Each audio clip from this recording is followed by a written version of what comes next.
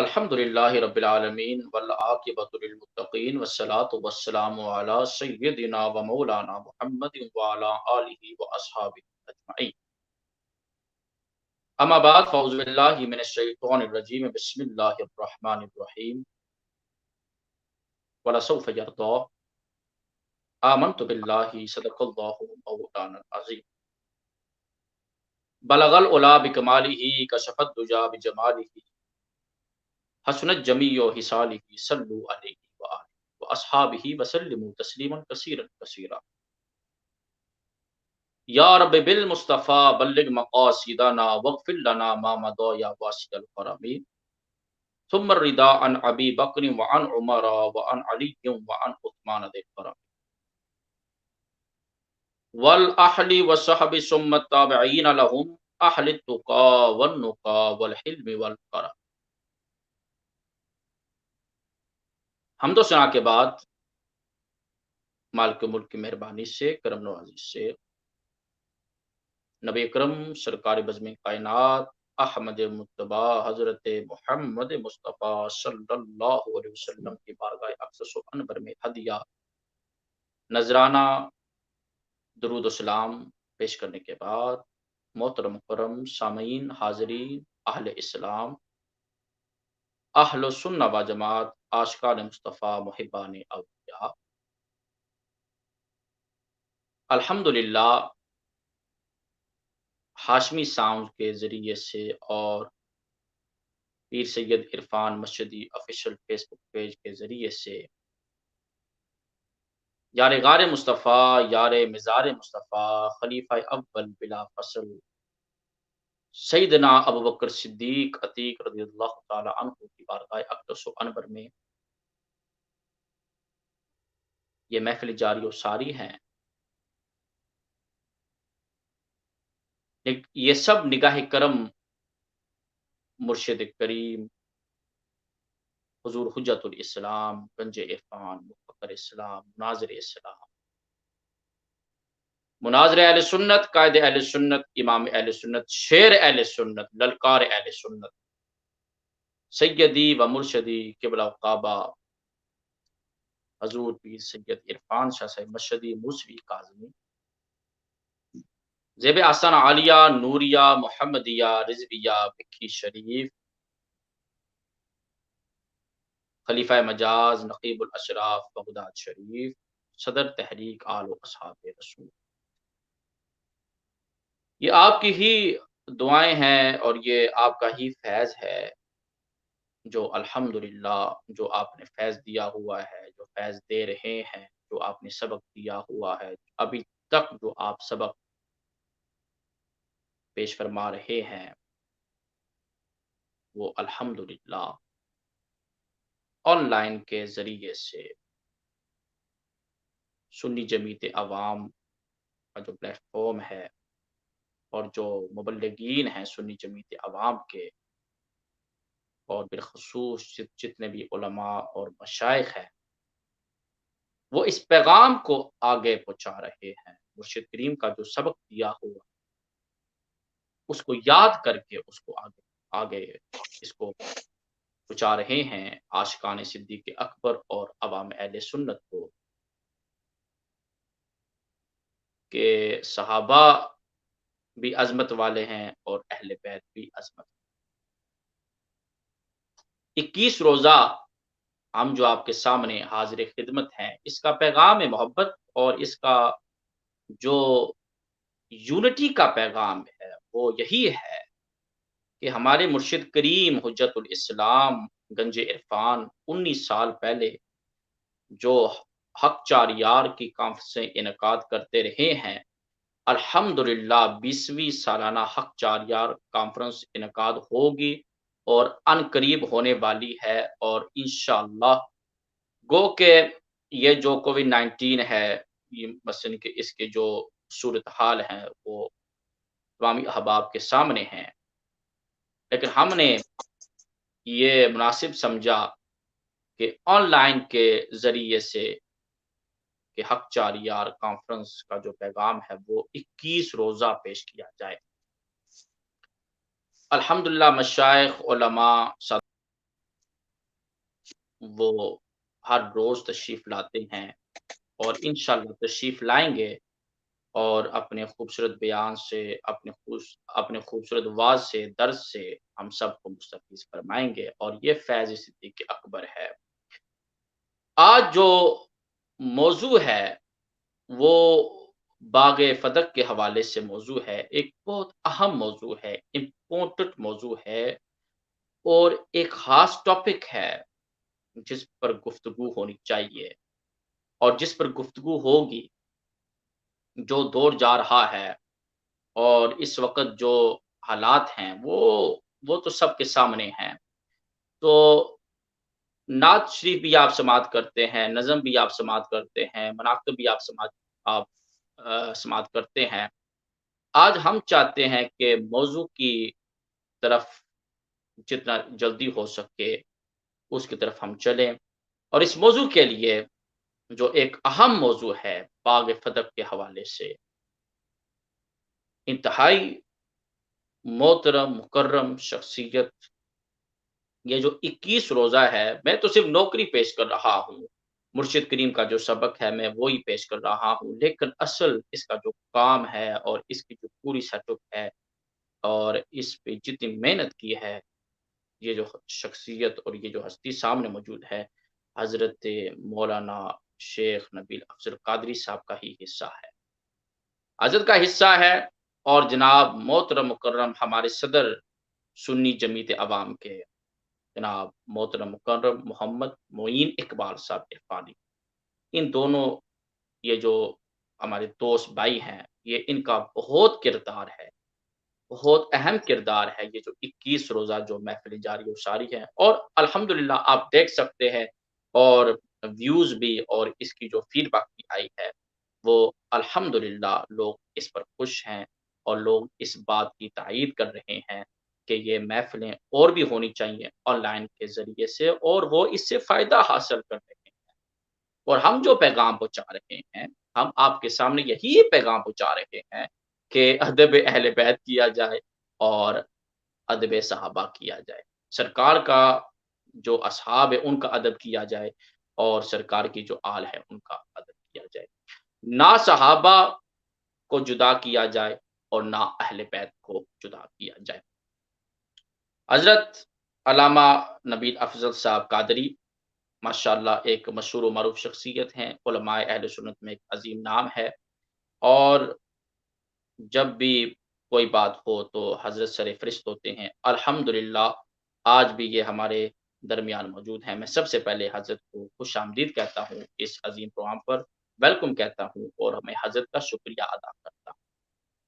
جزاک اللہ خیر محترم نقیب محفل محمد فیضان صاحب، اللہ تعالیٰ ہم سب کو دین متین کے ساتھ خلوص کے ساتھ خدمت کرنے کی توفیق عطا فرمائے۔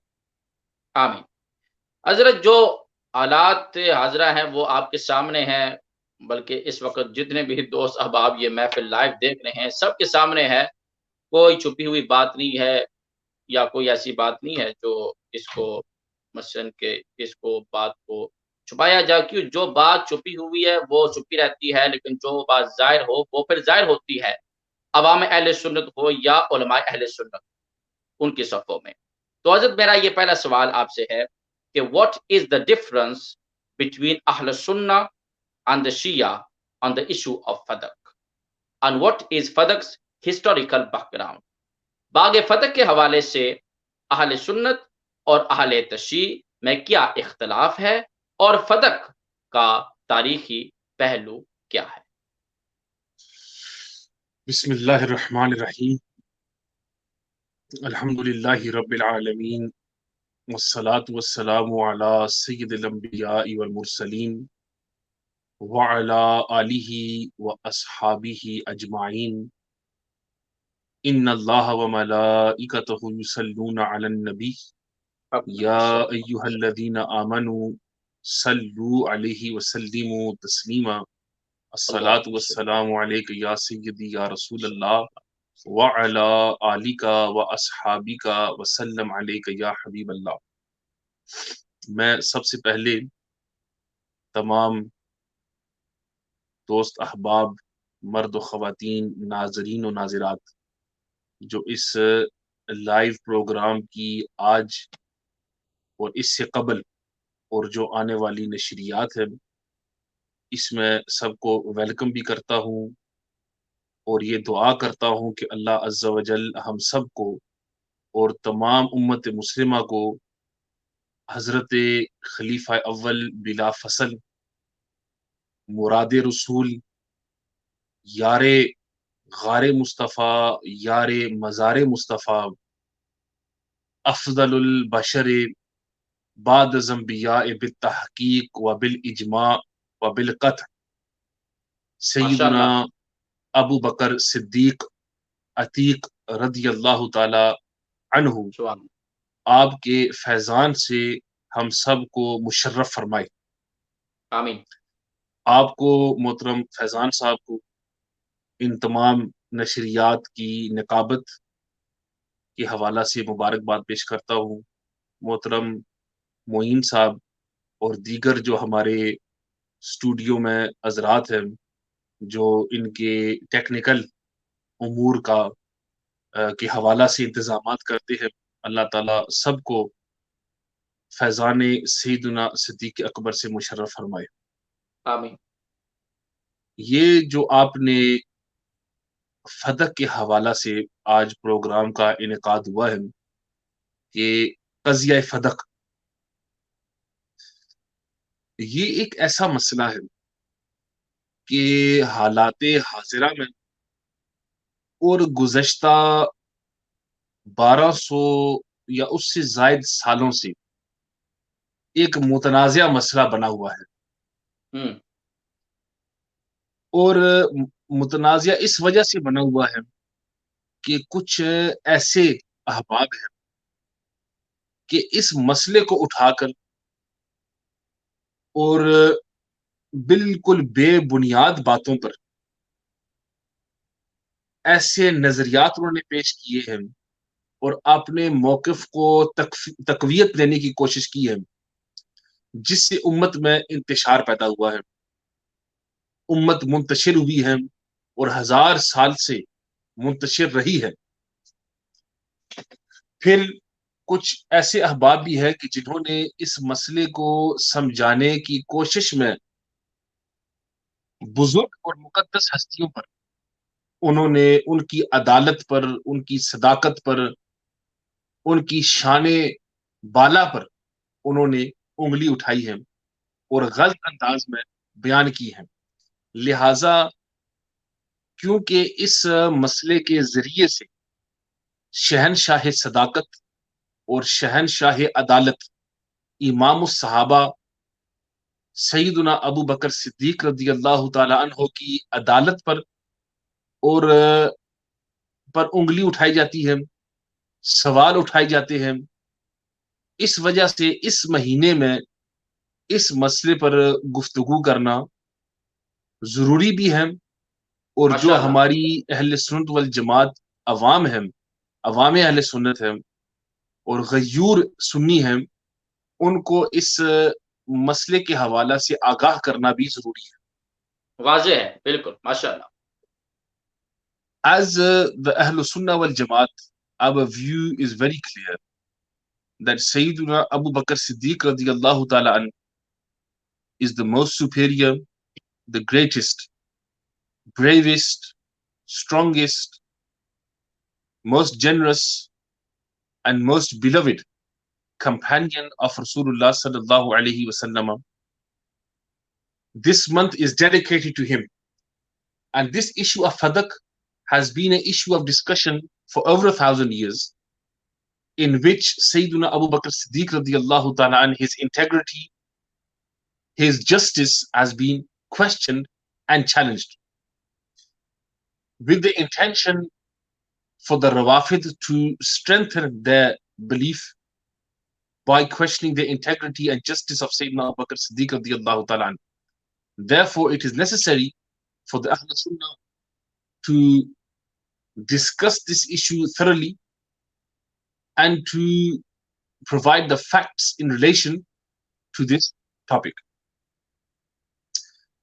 فتح کے حوالہ سے گفتگو اس سے قبل بھی میری آن لائن موجود ہے تقریباً 1.5 گھنٹے کی، اور انشاءاللہ عز و جل آنے والے دنوں میں اس میں ایک اور پروگرام بھی ریکارڈ ہو رہا ہے جو تقریباً 4.5 گھنٹوں پر مشتمل ہو، صرف ماشاءاللہ فتح کے موضوع پر تفصیلی گفتگو۔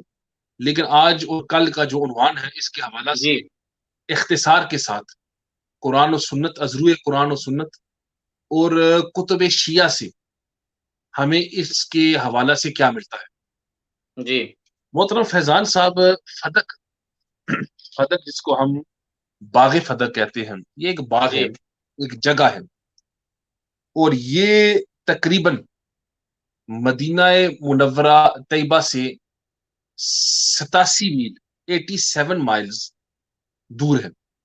So this Bagh Fadak, the Garden of Fadak, is an oasis, a very beautiful area and land, which is approximately 87 miles away from Medina Munawwara.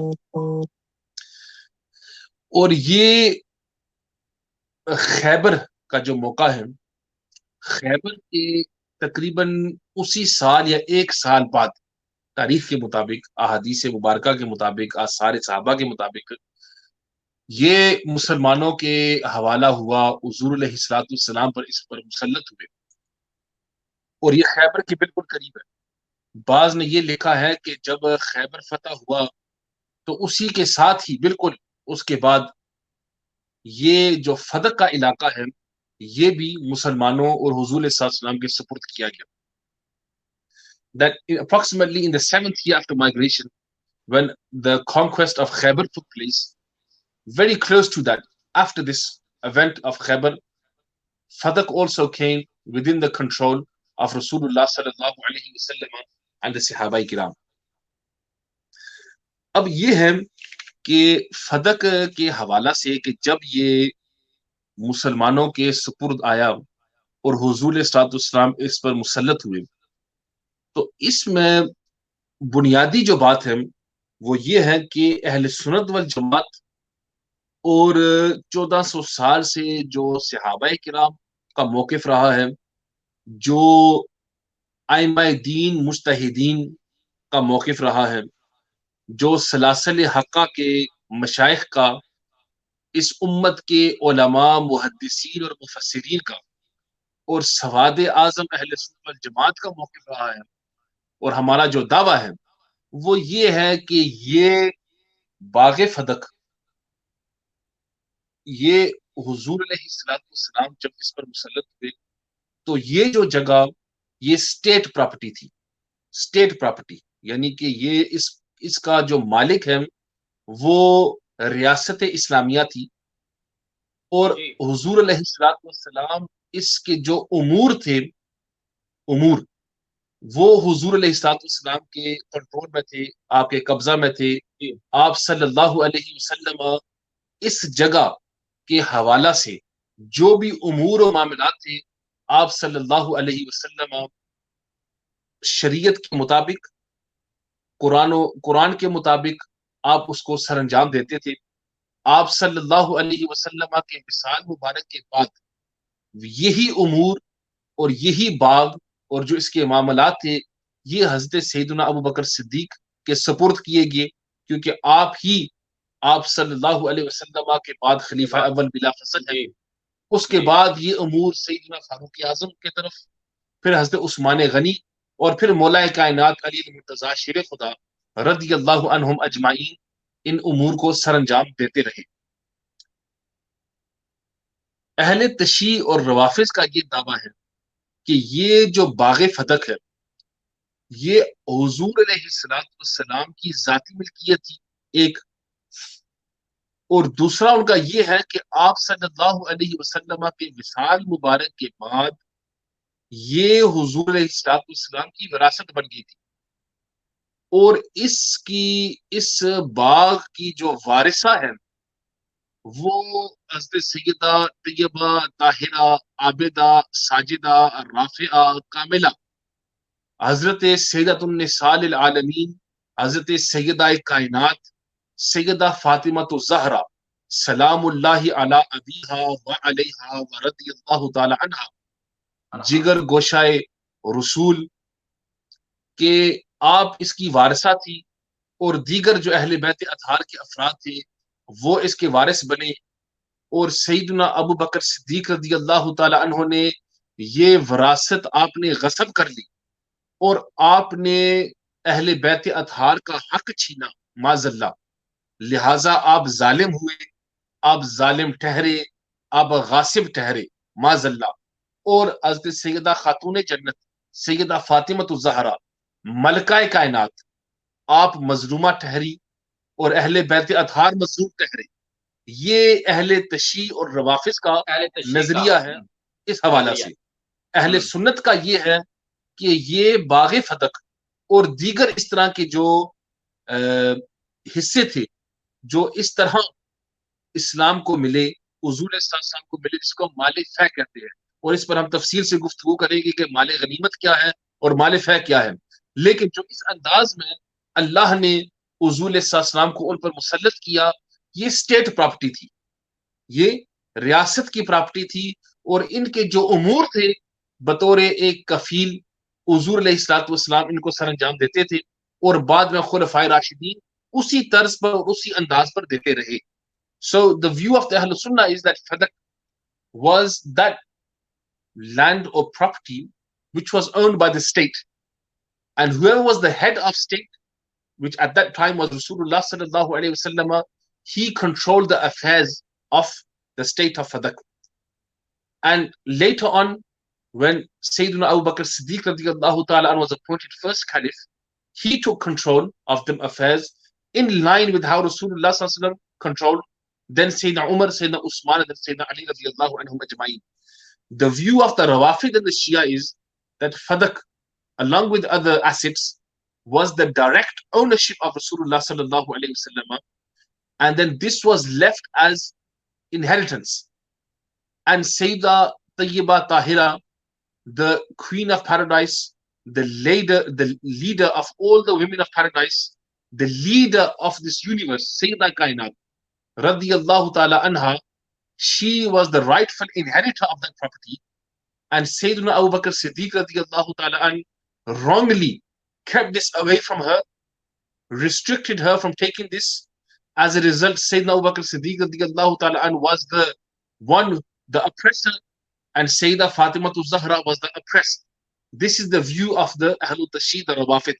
However, the Ahlul Sunnah wal Jamaat, ہمارا نظریہ یہ ہے کہ یہ state کی property تھی، اور حضور صلی اللہ علیہ وسلم جس انداز میں ان کے امور کو چلاتے تھے اسی طرز پر، اتنی انداز پر خلفائے راشدین بھی چلاتے رہے۔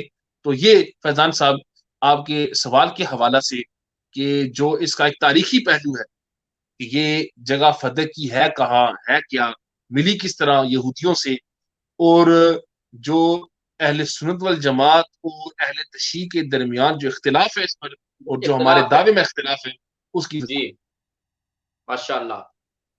How was Fadak attained by Muslims, and how was this used in the time of Rasulullah sallallahu alaihi wasallam?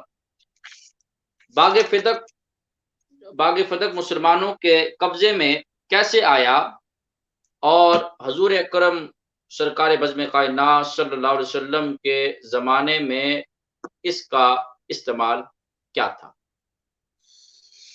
جی، یہ فیضان صاحب جو آپ نے جو پہلا سوال ہے اسی سے ہی یہ یعنی کہ اس کا لنک ہے کہ جہاں ہماری گفتگو ختم ہوئی کہ اس پر مسلمان اور حضور صلی اللہ علیہ وسلم مسلط ہوئے، تو پھر یعنی کہ یہ حاصل کس طرح، اور پھر حضور صلی اللہ علیہ وسلم کے زمانے اقدس میں اس کا استعمال کیسے تھا، اور از روئے قرآن و سنت ہونا بھی کس طرح چاہیے تھا، اور اسی انداز میں حضور صلی اللہ علیہ وسلم نے چلایا۔ تو اس حوالہ سے یہ فیضان صاحب سمجھنا ضروری ہے، قرآن کی روشنی میں اور متعدد احادیث مبارکہ کی روشنی میں جو مال ملتا ہے حرب سے، حرب و مغازی سے، اور جس پر مسلمان مسلط ہوتے ہیں، جی یہ دو قسم کا ہے۔ جو مال مسلمانوں کی طرف آتا ہے غیروں سے، یہ دو قسم کا ہے۔ ایک ہے مال غنیمت، माल اور गनीमत, ایک ہے مال فے، مال غنیمت اور مال فے. That that land or that property which comes into the control of Muslims is of two ways: either by غنیمت, war booty, or male fair, which means something which Allah, the gains of Allah, afa Allah, or which was restored to Rasulullah sallallahu alaihi wasallam. اب یہ سمجھنا ضروری ہے کہ مال غنیمت کیا ہے، مال فے کیا ہے. مال غنیمت اور مال فے کے فرق کے سمجھنے کے بعد اور اس کی جو تقسیم قرآنی ہے اس کو سمجھنے کے بعد فدق پھر ہمیں سمجھ آئے گی کہ کیا فدق مال غنیمت ہے یا مال فے. اگر غنیمت ہے تو اس کی تقسیم کس طرح ہونی چاہیے تھی، اور اگر مال فے ہے تو اس کی تقسیم کس طرح ہونی چاہیے تھی، یعنی اسی کے مطابق. قرآن پاک میں اللہ عز و جل نے سورہ انفال میں، یہ میرے سامنے قرآن پاک ہے، سورہ انفال میں آیت نمبر 38 میں، 37 اور 38 میں اللہ عز و جل نے ارشاد فرمایا ہے کہ وَاعْلَمُوا أَنَّمَا غَنِمْتُم مِّن شَيْءٍ فَأَنَّ لِلَّهِ خُمُسَهُ وَلِلرَّسُولِ وَلِذِي الْقُرْبَى وَالْيَتَامَى وَالْمَسَاكِينِ وَابْنِ السَّبِيلِ، کہ جان لو، اللہ عز و جل فرما رہا ہے کہ اور جان لو کہ انما غنمتم من شیء فان للہ خمسہ، کہ جو مال غنیمت ملے. مال غنیمت وہ مال ہے کہ جب مسلمان مجاہدین جنگ کرے اور جنگ کے ذریعے سے جو مال حاصل ہو اس کو مال غنیمت کہتے ہیں. مال غنیمت جس کہتے پر ہیں. جنگ ہو، وہاں باقاعدہ غزوات ہوئے ہیں، وہاں غزوہ ہوا ہے یا وہاں حرب ہوئی ہے کہ اس میں، اور پھر اللہ نے مسلمانوں کو فتح عطا کی ہے، فتح کے بعد جو وہاں سے ملے اس کو مال غنیمت کہتے ہیں. اللہ عز و جل قرآن پاک میں ارشاد فرما رہا ہے. لفظ جنگ کو اگر آپ انگلش میں کہیں تاکہ جو سامعین ہیں بالکل یعنی ہماری جو the Quran is telling us وہ بات اس بات کو سمجھے that what has been, when Allah has given victory to the Muslims by way of battle and war, that property or that assets which are taken by the Muslims by war spoils, what we call war spoils, they are known as ghanimat. Now Allah in the Quran has mentioned that how that them spoils are to be divided. اب اللہ نے قرآن پاک میں فرما دیا ہے کہ اس غنیمت کی تقسیم کس طرح ہونی چاہیے، یعنی کہ تقسیم قرآنی کیا ہے. تو اللہ نے قرآن پاک میں ارشاد فرمایا ہے کہ فَأَنَّا لِلَّهِ خُمُسَهُ، کہ بے شک اللہ نے یہ قانون واضح کر دیا ہے کہ اس مال غنیمت میں سے جو پانچواں حصہ ہے جی، یعنی کہ اس کے 5 حصے کیے جائیں، اور ان 5 حصوں میں سے جو پانچواں حصہ ہے جس کو ہم خمس کہتے ہیں، خمس قرآن پاک میں خمس کہتے ہیں، کہ وہ جو پانچواں حصہ ہے وہ کس کا ہے؟ وہ پانچواں حصہ اللہ کے لیے اور اللہ کے رسول کے لیے، اور اللہ کا یہاں استعمال بطور برکت کے لیے، یعنی حضور علیہ الصلوۃ والسلام کا ایک حصہ اس میں ہے، والذی القربیٰ حضور علیہ الصلوۃ والسلام کے جو قرابت دار ہیں ان کا ایک حصہ ہے، والیتامیٰ یتیموں کا ایک حصہ ہے، والمساکین مسکینوں کا ایک حصہ ہے، وابن السبیل اور مسافروں کا ایک حصہ ہے. یعنی 5 حصے کی جائے، اور ان 5 حصوں میں 4 حصے کن کے ہیں؟ 4 حصے مجاہدین کے، جو جہاد میں شامل تھے، جو جہاد میں لڑے، اور ان کی وجہ سے مسلمان اور جو مسلمانوں کا لشکر تھا وہ فاتح ہوا.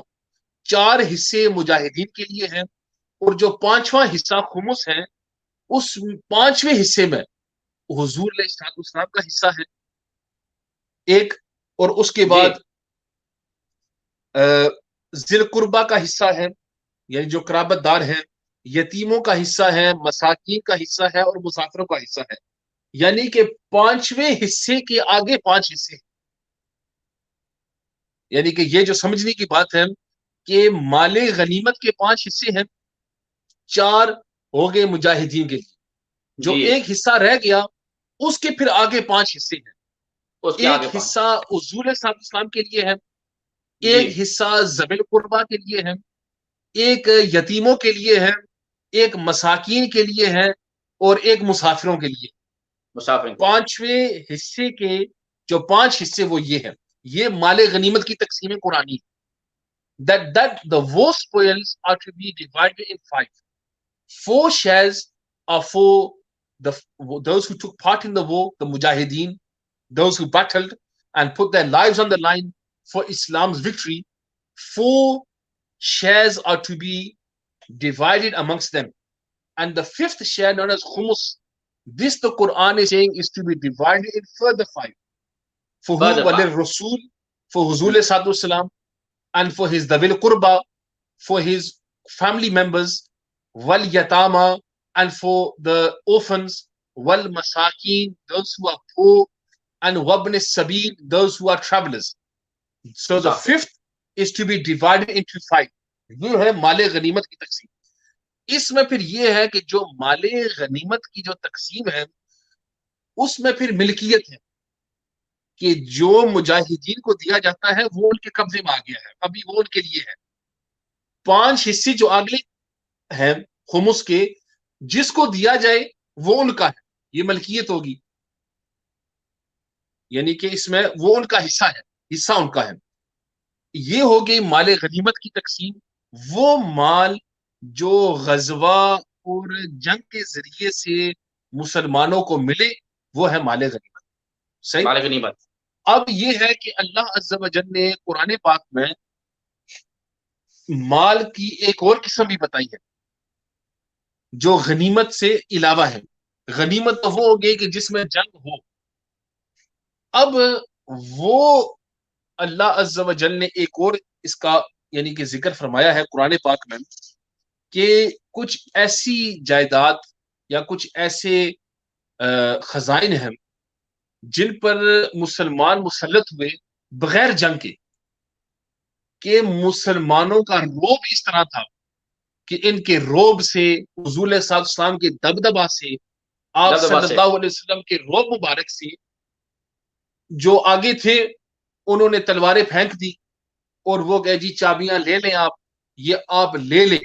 اور اس میں نہ جنگ ہوئی، نہ اس پر گھوڑے دوڑائے گئے، نہ اس پر لشکر کشی ہوئی، اور اس کے بغیر اللہ نے مسلمانوں کو اور حضور صلی اللہ علیہ وسلم پر اس جگہ پر مسلط فرما دیا ہے. اس کو مال فہ کہتے ہیں، مال غنیمت، اور یہ ہے مال فہ. قرآن پاک میں اللہ عز و جل نے سورہ حشر میں آپ فرماتے ہیں وَمَا أَفَاءَ اللَّهُ عَلَىٰ رَسُولِهِ مِنْهُمْ فَمَا أَوْجَفْتُمْ عَلَيْهِ مِنْ خَيْلٍ وَلَا رِكَابٍ وَلَكِنَّ اللَّهَ يُسَلِّطُ رُسُولَهُ عَلَىٰ مَن يَشَاءُ وَاللَّهُ عَلَىٰ كُلِّ شَيْءٍ قدیر. کہ اللہ عز و جل قرآن پاک میں فرماتا ہے کہ وہ مالک ہے جو اللہ عز و جل نے اپنے رسولوں کو عطا فرمائے، اور اس پر نہ ہی گھوڑے دوڑائے گئے ہو اور نہ ہی اونٹ. یعنی کہ اس وقت ذریعہ جنگ کا یہی تھا کہ گھوڑوں اونٹوں پر ہی لشکر کشی ہوتی تھی، کہ اس جگہ پر نہ اونٹ گئے ہو، نہ وہاں گھوڑے دوڑائے گئے ہو، نہ وہاں کوئی لشکر کشی ہوئی ہو، نہ وہاں کوئی خون خرابہ ہوا ہو. اس کے بغیر فقط روب کے ذریعے سے اللہ نے اپنے رسول کو اس جگہ پر اس پر مسلط کر دیا ہو، اس کو مال فہ کہتے ہیں. وَلَٰكِنَّ اللَّهَ يُسَلِّطُ رُسُولَهُ عَلَىٰ مَن يَشَاءُ. جس پر اللہ چاہے اس پر اللہ اپنے رسول کو مسلط کر دیتا ہے، اپنے روب سے اس پر مسلط کر دیتا ہے. وَاللَّهُ عَلَىٰ كُلِّ شَيْءٍ قدیر. اللہ ہر شے پر قادر ہے. پھر آگے اللہ نے مال فہ کی تقسیم بتائی. ابھی یہ ہو گیا مال غنیمت، وہ مال جو جنگ کے ذریعے سے حاصل. پھر ہے مال فہ کے جو جنگ کے بغیر فقط روب کی وجہ سے حاصل. So مال غنیمت is that which has been taken by war, and male fa, which upon which the Quran says neither did horses trample or camels, neither was there war or bloodshed, but based upon the power of the Muslims and the fear which came upon the enemies went hands up and they handed over their property to the Muslims and gave them control over it. That is called malul fa. That's mal ghanimat. This is mal fa. Now the taqseem between the two is different.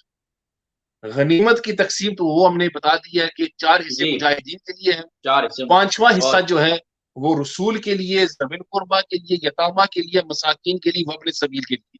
ابھی مال فہ کی تقسیم کیا ہے؟ اللہ عز و جل نے قرآن پاک میں مال فہ کی تقسیم یوں بیان کی ہے، وَمَا أَفَاءَ اللَّهُ عَلَى رَسُولِهِ مِنْ أَهْلِ الْقُرَى فَلِلَّهِ وَلِلرُّسُولِ وَلِذِي الْقُرْبَى وَالْيَتَامَى وَالْمَسَاكِينِ وَابْنِ السَّبِيلِ كَيْ لَا يَكُونُ دُولَةً بَيْنَ الْأَغْنِيَاءِ مِنْكُمْ وَمَا آتَاكُمُ الرَّسُولُ فَخُذُوهُ وَمَا نَهَاكُمْ عَنْهُ فَانْتَهُوا. قرآن پاک میں اللہ عز و جل نے فرمایا ہے کہ مال فہ کی پہلے آپ نے یہ تقسیم بیان کی، آگے اس کی تقسیم اور بھی ہے اگلی آیات میں، کہ اللہ عز و جل فرماتا ہے کہ وما فا اللہ، کہ یہ جو مال فہ اللہ عطا کرتا ہے اپنے رسول کو، اس کی تقسیم کیا ہے؟ فَلِلَّهِ وَلِلرَّسُولِ، پہلا حصہ اس کا اللہ اور اس کے رسول کے لیے ہے. پہلا حصہ یہاں بھی اللہ کا نام اسم مبارک برکت کے لیے استعمال کیا گیا. پہلا اس کا حصہ the first share of mall فہ is for Allah and his messenger. Allah is mentioned here for blessings. So for Rasulullah is the first share. Then وَلِذِي الْقُرْبَى، دوسرا حصہ اس کا حضور علیہ السلام کے قرابت داروں کے لیے ہے. ٹھیک ہے. وَالْيَتَامَى، پھر یتیموں کے لیے، وَالْمَسَاكِينَ، پھر مسکینوں کے لیے، وَابْنِ السَّبِيلِ، پھر مسافروں کے لیے. آگے اللہ عز و جل نے اس کی مزید وضاحت فرمائی ہے، وَلِلْفُقَرَاءِ وَالْمُهَاجِرِينَ، اور اس میں فقیروں کا بھی حصہ ہے اور مہاجرین کا بھی حصہ ہے، جو ہجرت کر کے آئے ہیں سب کچھ چھوڑ کے، ان کا بھی اس میں حصہ ہے. آگے فرمایا کہ الذین اخرجوا من دیارہم واموالہم یبتغون فضلا من اللہ ورضوانا. پھر اللہ عز و جل نے فقراء مہاجرین کا بھی ذکر فرمایا کہ ان کا بھی اس میں حصہ ہے. اور والذین جاؤوا من بعدہم، اور پھر جو بعد بھی آتے ہیں ان کا بھی حصہ ہے، یعنی تابعین کا بھی کچھ حصہ اس میں ہے موجود. الاختصار، اللہ عز و جل نے یہاں مال فہ کی تقسیم یوں بیان فرمائی ہے کہ پہلا حصہ اس کا رسول اللہ کے لیے، ذوی القربہ قرابت داروں کے لیے، والیتامى یتیموں کے لیے، مساکین کے لیے، مسافروں کے لیے، وابن السبیل، وللفقراء فقیروں کے لیے، مہاجرین کے لیے، اور پھر جو اس کے بعد میں آنے والے ہیں جو ضرورت مند ہیں ان کا بھی اس میں حصہ ہے. یہ اللہ عز و جل نے 7 کے 8 حصے قرآن کی نص سے بیان فرما دیے ہیں کہ جو فہ کی تقسیم ہے. لیکن فرق اس میں یہ ہے کہ اللہ فرما رہا وما افاء اللہ علی رسولہ من اہل القری فللہ ولرسولہ، کہ یہ جو مال فہ ہے اس کی تقسیم تو اس سے یوں ہے کہ مال غنیمت میں کیونکہ مجاہدین اور سب احباب اس میں لڑے، اب ان کا حصہ اس میں بنتا ہے. یہ جو ہے اب یتیموں کا، مسکینوں کا، مسافروں کا، فقیروں کا، مہاجرین کا حصہ کس طرح بنتا ہے، اس پر امور کن کے ہیں؟ اسٹیٹ کے، جو ریاست ہیں ان کا حق ہے کہ یتیموں کو ان کا حصہ دیا جائے، فقیروں کو دیا جائے، مہاجرین کو دیا جائے، فلاں کو دیا جائے، فلاں کو دیا جائے، فلاں کو دیا جائے. کہ جو وہاں کے کنٹرول پر ہے وہ یہ تقسیم کرے گا کہ اس مال سے یتیموں کو، مسکینوں کو، فقیروں کو، فلاں کو ان کا حصہ جو ہے بنتا ہے وہ ان کو دیا جائے. یہ غنیمت اور فہ میں تقسیم کے حوالہ سے فرق ہے. اب so now for mall فہ which is owned by the state, because war, bloodshed, battle, horses, camels would not take place, anything of such nature. So now, as a result, the ownership of this is not with those who fought or took part, but is with the state. And then the state must use that to assist who? Rasulullah Sallallahu Alaihi Wasallam will take his share. The Zawil Qurba, his family will take. Then the orphans will take. The poor will take. Then the travelers will have their share. Those who are destitute will take. Those who have migrated, they will take. So this is to be then under state control, to be given who is needed. Whoever is in need of it, they will be given that share accordingly. This is माले फै, यानी गनीमत और फै में ये फर्क है. अब फैजान साहब सवाल ये उठता है कि क्या माले जो बागे फदक है, क्या ये माले गनीमत है या माले फै? कि बागे फदक हासिल किस तरह किया गया, कि क्या जंग और लश्कर कशी के जरिए से फदक को हासिल किया गया, या फिर बगैर किसी जंग के, बगैर किसी गजवा से, फकत मुसलमानों के रोब के जरिए से और हुजूर सल्लल्लाहु के रोब के जरिए से फदक मुसलमानों के हवाले किया गया? ये सवाल है. इसमें मैं ये अर्ज करना चाहता हूं कि अगर हम दूर ना जाएं तो मेरे पास यहाँ शिया कुतुब भी मौजूद हैं, उसूल काफी भी मेरे पास मौजूद हैं, काफी भी मेरे पास मौजूद हैं, और दीगर कुतुब शियों के, रवाफिज के मेरे पास मौजूद हैं कि माले फै और माले गनीमत के हवाला से भी, और बागे फदक क्या गनीमत थी क्या फै थी. मैं उन्हीं के हवालों से ये अर्ज करना चाहता हूं कि क्या है. इसमें पहली बात यह है कि अहले सुन्नत जमात का तो नजरिया हमारे सामने आ गया है जी कि माले फै क्या है, माले जी. मैं इस वक्त हजरत अलामत साहब, इस वक्त मैं यानी जितने भी दोस्त अहबाब ये नाजरीन सामीन देख रहे हैं, मैं इनको ये जो बताना चाहता हूं कि इस वक्त हम दलाइल के साथ बात कर रहे हैं दोनों तरफ से, यानी विद एविडेंस के साथ. हजरत अपने जो है ये जितने भी दलाइल है ये पेश कर रहे हैं, लेकिन एविडेंस के साथ. जी जी बिल्कुल बिल्कुल बिल्कुल ऐसा ही है, और बात होनी भी वही चाहिए जो दलाइल के साथ जो एविडेंस. इस पर मैं अर्ज करना चाहता हूं कि यहाँ मेरे पास कौल मौजूद है उसूल काफी से, याकूब कुलैनी का, जो शियों का सबसे बड़ा उसको इमाम समझा जाता है, और उनकी उसूल अरबा में यानी सबसे पहली किताब कुरान के बाद जिसको वो मानते हैं वो उसूल काफी है. उसमें यहाँ मेरे पास सफा नंबर 543 पर 543 पर उसूल काफी मतबूआ तेहरान की छपी हुई मेरे पास यहाँ मौजूद है कि वहां उसमें ये कौल अपने हज़रत सैयदना इमाम मूसा काज़िम रज़ियल्लाहु ताला अन्हु आपसे ये कौल अब इस किताब में याकूब कुलैनी नकल करता है, जो शियों की उसूल की किताब है, कि हज़रत सैयदना इमाम मूसा काज़िम रज़ियल्लाहु ताला अन्हु आप फरमाते हैं लम्मा फतह अल्लाहु अला नबिय्यिही फदका वमा वालाहा लम यूजफ अलैहि मिन खैलिन वला रिकाब. हज़रत सैयदना इमाम मूसा काज़िम रज़ियल्लाहु ताला अन्हु फरमाते हैं इस कुरान पाक की आयत वमा अफा अल्लाह, इसकी रोशनी में आप लिखते हैं कि लम्मा फतह अल्लाहु अला नबिय्यिही, कि जब अल्लाह अज़्ज़ा वजल ने अपने नबी को फतह अता फरमाई, किस पर? फदक पर अल्लाह ने अपने नबी को फतह फरमाई. वमा वालाहा लम यूजफ अलैहि मिन खैलिन वला रिकाब, उस फतह में ना ही उस फदक पर घोड़े दौड़ाए गए, ना ही उस पर ऊंट.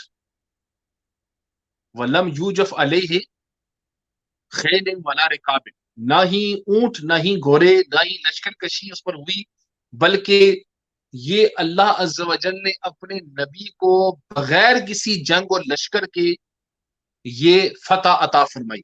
वही अल्फाज हैं जो अल्लाह ने कुरान पाक में जब माले फै की तारीफ करते हुए फरमाते हैं کہ وما افا اللہ علی رسولہ منہم وما اوجفتم علیہ من خیل ولا رکاب، خیل و رکاب کا ذکر ہے یہاں بھی، لما فتح اللہ علی نبیہ فدقا وما والاہ لم یوجف علیہ من خیل ولا رکاب.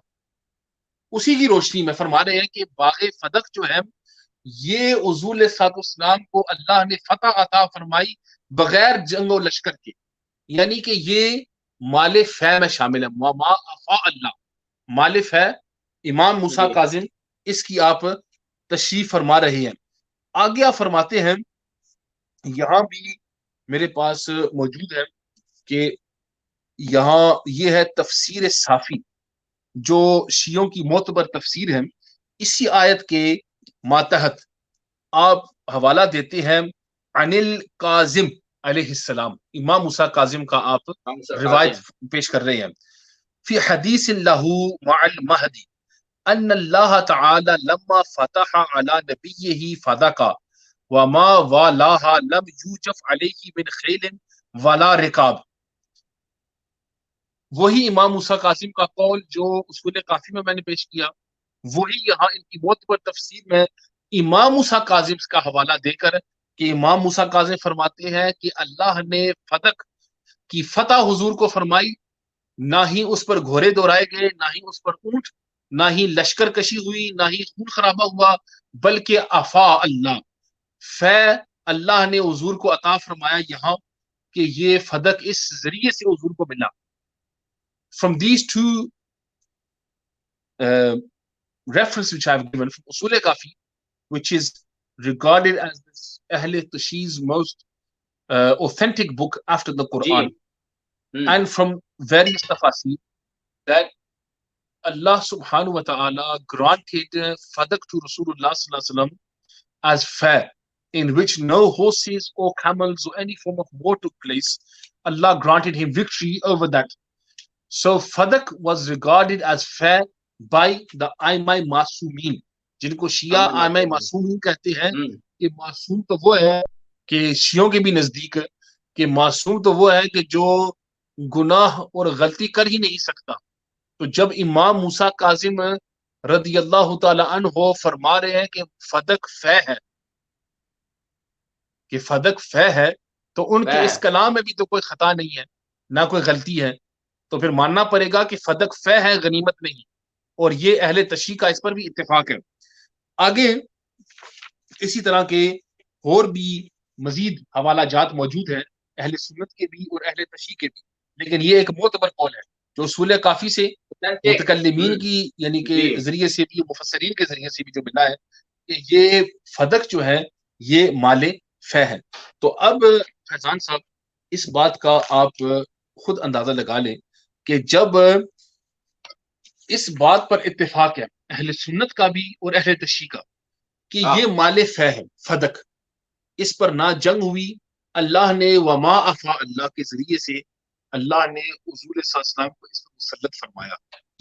اب مال فہ جس کو شیعہ کہتے ہیں کہ یہ حضور صلی اللہ علیہ وسلم کی اپنی پراپرٹی تھی، جی یہ فدق آپ کی ذاتی ملکیت تھی اور اس کی وراثت تمام فدق ملنا چاہیے تھا حضرت خاتون جنت کو. تو سوال یہ اٹھتا ہے کہ جب فدق باغ فدق فہ ہے، اس میں تو قرآن کی نص سے یتیموں کا بھی حصہ ہے، مسکینوں کا بھی حصہ ہے، مسافروں کا بھی ہے، فقیروں کا بھی ہے، مہاجرین کا بھی ہے، ضرورت مندوں کا بھی ہے.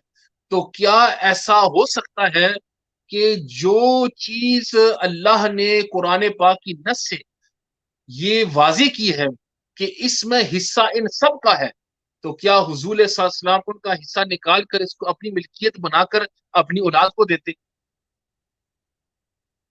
تو یہ بالکل سوال ہی نہیں بنتا. مال فہ ہے اور مال فہ کا جو کنٹرول ہے وہ اسٹیٹ کا ہے. اور یہاں تک بھی میں ایک اور حوالہ میرے ذہن میں آیا ہے تو یہ بھی میں عرض کر دیتا ہوں کہ مال فہ کے حوالہ سے یہ بھی غالباً میرے پاس یہاں اصول کافی میں ہی نوٹ ہے اس کا کہ اس کا جو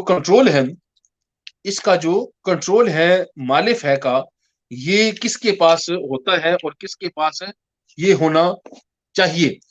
چاہیے. تو یہاں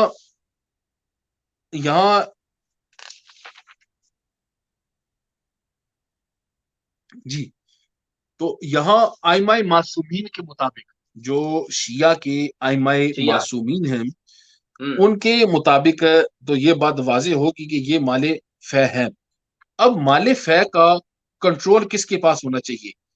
تو یہاں میرے پاس یہ حوالہ موجود ہے کہ یہ بھی حوالہ آپ اس میں ذہن میں رکھ لیں کہ یہ یہاں ناسخ التواریخ اور یعنی کہ حالات پیغمبر فارسی کی کتاب ہے شیعوں کی، جی. اور اس میں جو صفحہ نمبر 306 ہے مطبوعہ تہران، اس میں یہ بات واضح لکھی ہے، چوں فتح فدق بے لشکر، چوں فتح فدق بے لشکر سوار و پیادہ نابود، تمامت خاص پیغمبر گشت و این آیا مبارکہ مفاد این مانت و ند بود وما افا اللہ. یہاں یہ لکھتے ہیں کہ فتح فدق جو ہے بے لشکر، جی. لشکر کے بغیر، اس میں کوئی لشکر نہ تھا، نہ ہی اس میں کوئی جنگ ہوئی، لشکر کے بغیر ہوا. اور اس میں کیا تمامت خاص پیغمبر گشت، اور یہ خاص طور پر حضور صلی اللہ علیہ وسلم کو عطا فرما گئی تھی، اور اس کے جو امور تھے حضور صلی اللہ علیہ وسلم اس کو خود سر انجام دیتے تھے. اور آپ فرماتے ہیں وَإِ آیہ مبارکہ مفادیس کہ یہ مسئلہ فدق کس آیت کے ماتحت آتا ہے؟ وَمَا أَفَاءَ اللَّهُ، یعنی کہ جو اللہ اپنے حبیب کو مال فے عطا کرتا ہے، کہ فدق یہ مال فے میں ہی آتا ہے، اس میں کوئی اور سوال ہی نہیں بنتا کہ یہ کسی اور کا ہو. اور اصول کافی کا جس کو میں ذکر کر رہا تھا کہ اس میں مال فے کی کنٹرول کے حوالہ سے، وہ تو ایک اور حوالہ آ گیا فارسی میں، لیکن اس میں آپ لکھتے ہیں یعقوب کلینی، اس میں بھی آپ امام جعفر الصادق جن کے یہ کہتے ہیں ہم فقہ جعفریہ کے مقلد ہیں، جی. تو انہی کے جو امام جعفر الصادق ہیں ان کا قول یہاں یعقوب کلینی اس کو اصول کافی میں صفحہ نمبر 329 پر 329 پر آپ نقل کرتے ہیں کہ یہ جو مال فے ہیں فہوا لرسول اللہ صلی اللہ علیہ وسلم وہوا للامام من بعدہ یدعہ حیث یشاء. اس پر ہی فیضان صاحب بات ہی ختم ہو جاتی ہے کہ حضرت امام جعفر صادق فرماتے ہیں کہ یہ جو مال فے ہے فہوا لرسول اللہ، یہ حضور علیہ السلام کے لیے ہے، وہوا للامام، اور یہ پھر امام کے لیے ہے. امام سے مراد یہاں کہ حضور علیہ السلام کے بعد جو لیڈر ہیں، جس کے پاس اسٹیٹ کنٹرول ہے، خلیفہ ہے، امام ہے، اس کے لیے ہے. من بعدہ حضور علیہ السلام کے بعد یدعہ حیث یشاء، یہ الفاظ ہیں یدعہ حیث یشاء، کہ پھر وہ جو امام ہے وہ اس کا استعمال کرے جیسے وہ چاہے. جیسے وہ چاہے سے کیا مراد؟ کہ اگر وہ سمجھے کہ اس میں مثال کے طور پر کوئی مسافر نہیں ہے لیکن مسکین ہے تو مسکینوں کو دے، فقیر ہے فقیروں کو دے، جہاں بھی اس کا آتا ہے وہ اس اپنے دیکھنے کے مطابق اس کا استعمال کرے. لیکن استعمال کون کرے؟ وَلِلرَّسُولِ، اور اس کے بعد وَلِلْإِمَامِ مِن بَعْدِهِ، اور جو حضور کے بعد امام مقرر ہو وہ استعمال کرے.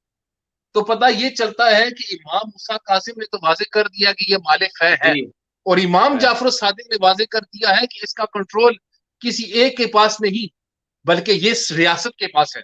جب حضور علیہ السلام ریاست کے آپ اس وقت جو لیڈر تھے تو اس کے امور آپ کے پاس تھے، اور آپ کے بعد جب امامت و خلافت سیدنا صدیق اکبر کو ملی تو اس کا کنٹرول امور کی حضرت سیدنا صدیق اکبر کے پاس تھے. جب فاروق اعظم بنے تو وہ ان کے پاس تھے. جب ان عثمان کے پاس غنی بنے تو ان کے پاس تھے، اور جب مولانا شیر خدا بنے تو ان کے پاس تھے. یہ ایک سسٹم جو ہے حضرت سیدنا امام جعفر صادق اصول کافی مطبوع تہران سے بات واضح کرتی ہے. تو ابھی اس پر واضح کوئی شک کرے تو وہ اس کی اپنی کم فہمی ہے، کم عقلی ہے. بات آپ جہاں تک ازرو قرآن تقسیم کے حوالہ سے اور پھر ازرو کتب شیعہ کے حوالہ سے کہ فدق فے ہے یا غنیمت، اور پھر فے کا کنٹرول کس کے پاس ہے، یہ بھی واضح ہو گیا ہے. تو اب میں سمجھتا ہوں کہ اس پر مزید اس سوال پر میرا خیال ہے کہ تبصرہ کافی ہو گیا ہے کہ ماشاء اللہ یہ تقسیم قرآنی پر بھی غنیمت اور فے کا، اور پھر اس کے آگے فدق آتا کس میں ہے، فے میں یا غنیمت میں، وہ بھی بات غنیمت واضح ہو چکی ہے. وہ بھی بات واضح ہوگی. ایمان افروز حضرت آپ نے اس کا جواب دیا، اور میں سمجھتا ہوں کہ اس وقت جتنے بھی ناظرین اور سامعین یہ محفل دیکھ رہے ہیں، یہ لائیو جو آج ایشو، جو آج ایک اہم ٹاپک ہے، اس پر گفتگو ہو رہی ہے، میں سمجھتا ہوں سامعین اور ناظرین بھی اس سے خوبی واقف ہوں. Shia often make this allegation, حضرت کہ Sayyidina Abu Bakr Siddiq, the Fadak, was the messenger of Allah sallallahu alaihi wasallam inheritance and the right of Ahlul Bayt which Abu Bakr took away. Do prophets leave inheritance? اور اردو میں یہ جو سوال ہے مثلا کہ آپ کے سامنے کروں گا، تاکہ اس کی وجہ یہ ہے کہ جو لوگ مثلا کہ انگلش نہیں سمجھ سکتے وہ اردو سے بھی اس سوال کو وہ سمجھ جائیں گے کہ یعنی یہ اعتراض ہے کہ اہل تشیع کی طرف سے کہ آتا ہے کہ فدق حضور اکرم صلی اللہ علیہ وسلم کی وراثت ہے اور اہل بیت کا حق تھا، اس کو سیدنا ابو بکر نے غصب کر لیا تھا. اس نے سیدنا ابو بکر صدیق یعنی اس کو سیدنا صدیق اکبر نے غصب کر لیا تھا. کیا انبیاء اکرام کی وراثت ہوتی ہے؟ سوال یہ ہے، کیا انبیاء اکرام کی وراثت ہوتی ہے؟ اور یہ جو الیگیشن ہے کہ اس کو سیدنا صدیق اکبر نے غصب کر لیا تھا، اس پر آپ اپنے ارشادات پیش فرمائیں. بسم اللہ الرحمن الرحیم. جی فیضان صاحب، یہ بہت اہم سوال ہے، بہت اہم سوال ہے. اور بالکل یعنی کہ جو یہ مسئلے کا ہم نے آغاز کیا کہ فدق ہے کیا، تاریخی پہلو اس کا اور ہمارا دعویٰ کیا ہے، پھر ازرو قرآن فدق کو کس حصے میں ڈالا جاتا ہے وہ بھی واضح ہو گیا، تقسیم کی بھی واضح ہوگی ہے. اب یہ ہے کہ جو اہل تشیع کا دعویٰ ہے کہ فے ہونے کے باوجود یہ اصول صاحب اسلام کی ملکیت تھی، اور آپ نے اس کو بطور وراثت آپ نے اس کو چھوڑا، اور سیدہ خاتون جنت اور اہل بیت اطہار اس کے حقدار تھے، آپ اس کے وارث تھے. That after establishing that this fadak, its historical background and what the view of the Ahl Sunnah and Ahl Shia, and then placing this clearly into Male Fa, not the Ghanimat, Male Fa, and then from Ghanimat, this then being how it is to be divided and how it is under state ownership. Now we come to the issue which the Shia raised, that this was the ownership of Rasulullah sallallahu alaihi wasallam, and Sayyida Fatima Zahra radiyallahu anha and the Ahlul Bayt were rightful inheritors of Fadak. Right.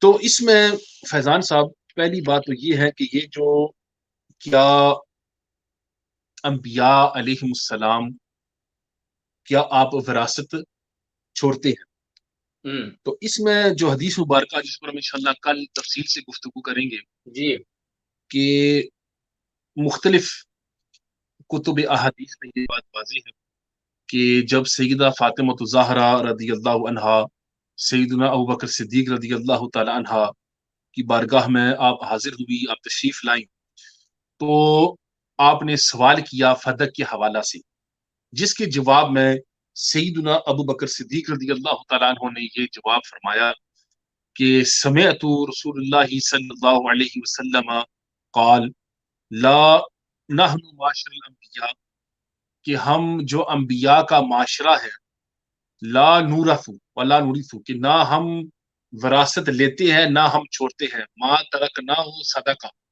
جو ہم چھوڑ جاتے ہیں وہ صدقہ ہے. صدقہ ہے. That when Sayyidah Fatima Zahra went to inquire about Fadak, Sayyidina Abu Bakr Siddiq radiallahu anhu mentioned that Rasulullah sallallahu alayhi wasallam said that we, the prophets of Allah, we do not inherit, neither do we leave inheritance. What we leave behind is sadaqah. It is charity. It is for the state to use where needed. اس پر اعتراض اہل تشیع کا یہ ہے کہ از روئے قرآن انبیاء کرام وراثت چھوڑتے ہیں.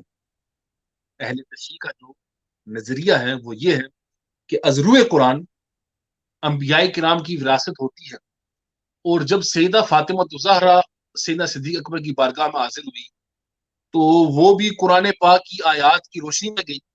اور یہ ہم بھی مانتے ہیں کہ سیدہ فاطمہ زہرا قرآن پاک کی آیت کے مطابق یوصیکم اللہ، اس آیت مبارکہ کہ یوصیکم اللہ فی اولادکم للذکر مثل حظ الانثیین، کہ اس آیت مبارکہ کے مطابق حضرت سیدہ فاطمہ زہرا سیدنا صدیق اکبر کی بارگاہ میں حاضر ہوئی، لیکن جیسے ہی آپ نے یہ حدیث مبارکہ پیش فرمائی تو سیدہ فاطمہ زہرا نے فرمایا کہ اے خلیفۃ المؤمنین، اے امیر المؤمنین، انت وما سمعت من رسول اللہ صلی اللہ علیہ وسلم اعلم، اے صدیق اکبر، جو آپ نے ہمارے والد گرامی حضور صلی اللہ علیہ وسلم سے یہ حدیث مبارکہ سنی، یہی بہتر ہے، آپ ہی بہتر جانتے ہیں، یہی درست ہے.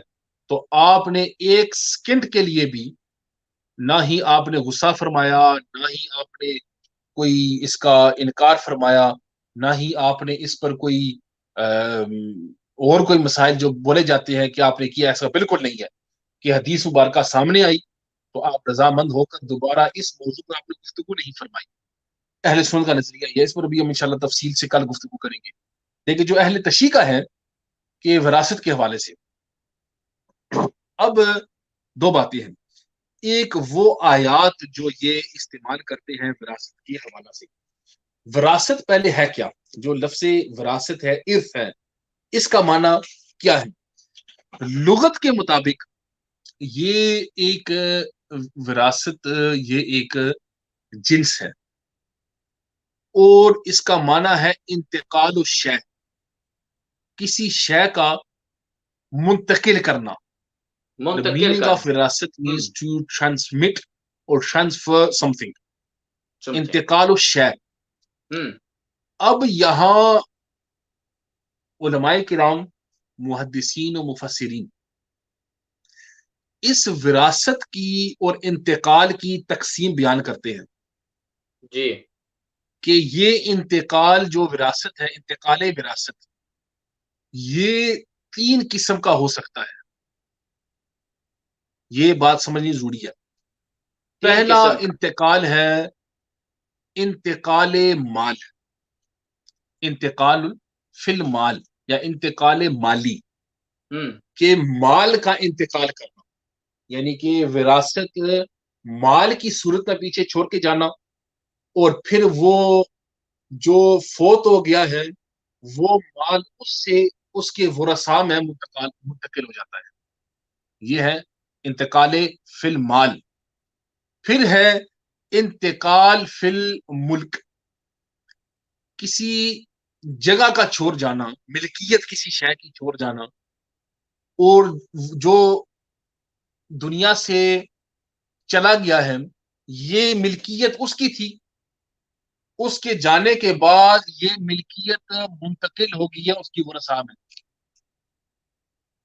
مثال کے طور پر انتقال مالی کا یہ ہوا کہ میرے پاس کچھ مال ہے، پاؤنڈ ہے کچھ جی، میرے وصال کے بعد جو میرے ورثاء ہیں وہ جو پاؤنڈ ہے وہ مجھ سے ان میں منتقل ہو جاتے ہیں. جی، یا میرے پاس کچھ ملکیت ہے، میں جگہ کا مالک ہوں، میرے فوت ہونے کے بعد میں اس کا مالک نہیں رہا، اس کی ملکیت میرے ورثاء میں منتقل ہو جاتی ہے. ہو جاتی ہے جی. اور تیسرا یہ ہے کہ انتقال فی العلم،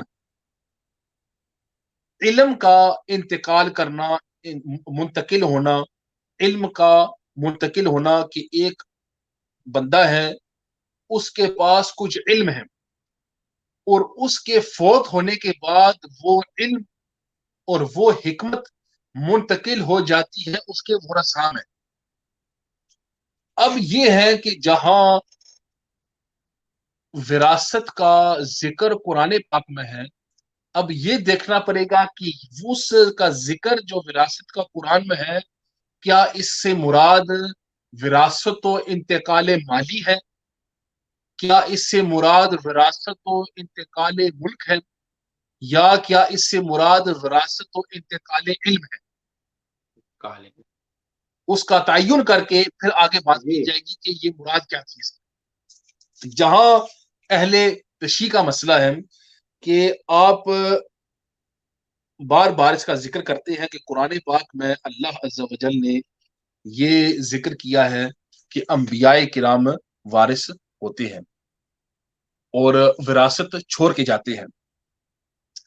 اور قرآن پاک میں آپ اس کا ذکر یوں کرتے ہیں، جو آیات آپ لے کے آتے ہیں اس جی. میں پہلی جو آیت مبارکہ مشہور وہ استعمال کرتے ہیں وہ یہ ہے کہ وارثا سلیمان داؤدا، کہ سورہ نمل میں کہ حضرت سلیمان علیہ السلام اپنے والد گرامی حضرت داؤد علیہ السلام کے وارث تھے. یہ قرآن پاک کے الفاظ ہے کہ جی. وارثا سلیمان داؤدا، کہ حضرت سلیمان علیہ السلام اپنے والد گرامی آپ سیدنا داؤد علیہ السلام کے وارث تھے. تو وارث. اب اس سے یہ ہے کہ وہ اس آیت کی مبارک فرماتے ہیں کہ حضرت سلیمان علیہ السلام وارث ہیں، حضرت داؤد علیہ السلام وراثت چھوڑنے والے ہیں. تو انبیاء کرام وراثت چھوڑتے ہیں تب ہی تو سلیمان علیہ السلام اس کے وارث بنے. تو یہ جو آپ حدیث لا رہے ہیں سیدنا صدیق اکبر کی، کہ جو کہہ رہے ہیں کہ حضور نے فرمایا کہ انبیاء کرام وراثت چھوڑتے ہی نہیں، نہ ہم وارث ہیں، تو یہ تو قرآن پاک کی نص کا انکار ہے اہل تشیع کے مطابق. اہل تشیع کے مطابق جی ان کے مطابق. اب یہ ہے کہ ہمارا اس پر نظریہ اہل سنت جماعت کا یہ ہے، ایک تو یہ ہے کہ کچھ ایسے امور ہیں قرآن پاک کے جس سے وہ حضور علیہ الصلوۃ والسلام ان سے مستثنا ہے، ان سے مستثنا ہے. اور یہ جو آپ آئے مبارکہ جس کا میں نے پہلے ذکر کیا، یوسیکم اللہ، جی. کہ اپنی اللہ عز و جل نے تمہارے لیے، یوسیکم اللہ، اللہ عز و جل نے، اللہ سبحانہ و تعالی نے اولاد کے متعلق ارشاد فرمایا ہے، تمہیں حکم دیا ہے یوسیکم. تو یہاں جو یوسیکم ہے، جو ضمیر کم کی ہے، تم سب کے لیے، یہ جمع ہے، یعنی کہ جمع. تمام امت کے لیے اللہ عز و جل نے یہ حکم فرمایا ہے کہ اپنی اولاد میں وراثت اس انداز میں تقسیم کرو. تقسیم کرو. سوال یہ اٹھتا ہے کہ کیا اس میں حضور صلی اللہ علیہ وسلم شامل ہے اس کم میں یا نہیں ہے؟ اگر شامل نہیں ہے تو اس سے مستثنا ہے، اگر شامل ہے تو اس کا مطلب ہے کہ حضور صلی اللہ علیہ وسلم بھی وراثت چھوڑ کے جاتے ہیں. تو اس پر ایک تو یہ ہے کہ ان پورا رکوع ہے اس میں حضور علیہ الصلوۃ والسلام آخر میں، آخری آیات میں اللہ عز و جل نے یہ بات واضح کر دی ہے کہ حضور صلی اللہ علیہ وسلم اس حکم میں شامل نہیں ہے. کس طرح؟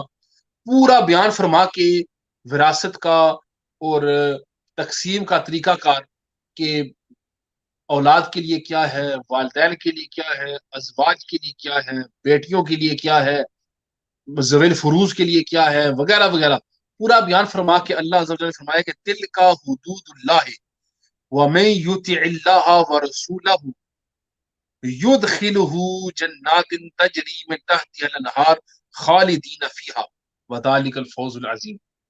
کہ یہ ہے اللہ کی حدود، اور جو پیروی کرے، جو فالو کرے اللہ اور اس کے رسول کو، تو اگر یہ حدود اللہ کی ہیں اور اگر حضور صلی اللہ علیہ وسلم اس آئے مبارکہ میں شامل ہوتے تو پھر اللہ عز و جل یہ نہ فرماتے کہ جو اللہ اور اس کے رسول کی اطاعت کرے، اطاعت کرے، کیونکہ حضور علیہ السلام خود اطاعت کرنے والوں میں ہوتے کہ تم بھی اس طرح تقسیم کرو. تو اس کا مطلب یہ ہے کہ یہ حدود اللہ کے ہیں اور یہ احکامات اللہ اور اللہ کے رسول کے ہیں، باقی سب اس کی پیروی کرو، حضور سے مستثنا ہے. اور اسی طرح ان آیات میں جو اس سے گزشتہ رکوع میں حضور صلی اللہ علیہ وسلم کے اس حوالہ سے مستثنا ہونے کی یہ قرآن پاک کی آیت موجود ہے، فَانكِحُوا مَا طَابَ لَكُم مِّنَ النِّسَاءِ، کہ نکاح کرو تم عورتوں سے جسے تم پسند کرو، 2 یا 3 یا 4. تو یہاں فَانكِحُوا مَا طَابَ لَكُم، کم یہاں بھی ہے، یوسیکم میں بھی ہے، طَابَ لَكُم میں بھی ہے. تو جس طرح حضور صلی اللہ علیہ وسلم اس آیت میں حضور صلی اللہ علیہ وسلم خاص ہے کہ یہ جو حکم ہے 2 3 4 کا، آپ صلی اللہ علیہ وسلم بیک وقت 4 سے زائد آپ کی بیویاں موجود رہی ہیں. تو انہی آیات میں جب اس آیت میں حضور صلی اللہ علیہ وسلم پر یہ حکم نہیں ہے فَانكِحُوا مَا طَابَ لَكُم کا، آگے رکوع میں جو یوسیکم کا بھی ہے اس میں بھی حضور صلی اللہ علیہ وسلم شامل نہیں ہے. پھر انہی آیات میں اللہ عز و جل نے قرآن پاک میں فرمایا ہے سورہ نساء میں، انہی آیات میں کہ وَآتُوا لِلنِّسَاءِ صَدُقَاتِهِنَّ نِخْلَةً، کہ اپنی بیویوں کو صدقہ یعنی مہر دو، عورتوں کو ان کا جی صدقہ ان کا مہر دو. مہار دو، تو حضور علیہ الصلوۃ والسلام کے ایسے نکاح بھی ہوئے ہیں کہ جب آپ صلی اللہ علیہ وسلم نے اپنی بیویوں کو مہر نہیں دیا. اللہ اکبر. تو اس آئے مبارکہ میں بھی حضور صلی اللہ علیہ وسلم شامل نہیں ہے. تو فَانكِحُوا مَا طَابَ لَكُم ہو، یوسیکم ہو، صدقاتہن ہو، ان میں حضور صلی اللہ علیہ وسلم شامل نہیں ہے، آپ صلی شامل اللہ علیہ نہیں. وسلم اس سے مستثنا ہے. اب بات یہ رہی کہ جب آپ صلی اللہ علیہ وسلم اس میں آپ پر یہ حکم نہیں ہے تو پھر حضرت سلیمان علیہ السلام اور حضرت داؤد علیہ السلام کا واقعہ، اس میں پھر کیا ہے؟ واقعہ اور پھر جب حضرت زکریا علیہ السلام نے قرآن پاک میں آپ نے بھی یہ آیہ مبارکہ شامل ہے کہ آپ سیدنا زکریا علیہ السلام بہت ہی بزرگ عمری میں آپ نے دعا فرمائی کہ اللہ تعالیٰ مجھے بیٹا عطا فرما.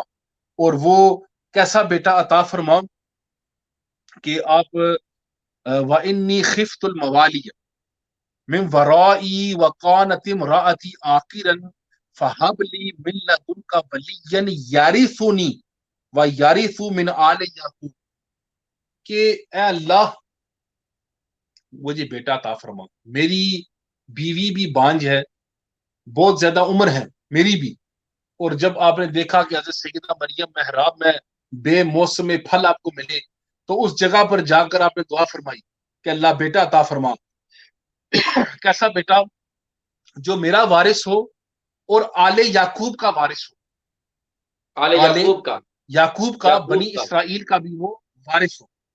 تو ان 2 آیات میں آپ یہ استدلال کرتے ہیں کہ انبیاء تو وارث ہیں، کہ آپ کو اللہ نے بیٹا عطا فرمایا حضرت یحییٰ علیہ السلام، تو یحییٰ جی وارث ہوئے زکریا کے اور سلیمان وارث ہوئے داؤد کے.